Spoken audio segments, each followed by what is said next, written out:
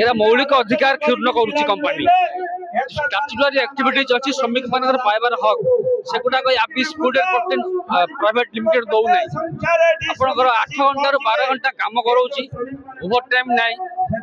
सर्वनिम्न मजूरी प्रदान करूना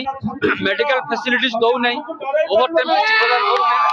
तार सेफ्टी भी किसी ना आप सुज कहतु बुट कहतु नोज मास्क कहतु बीपी किट कहतु किसी प्रदान करा जाऊ नहीं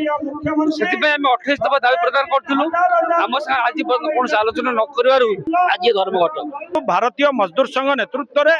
आबिश फूड एंड प्रोटीन मजदूर संघ ये गोटे गठन होता आम गत एप्रिल 24 तारीख दिन कंपनी की गोटे 28 दफा दाबी देलु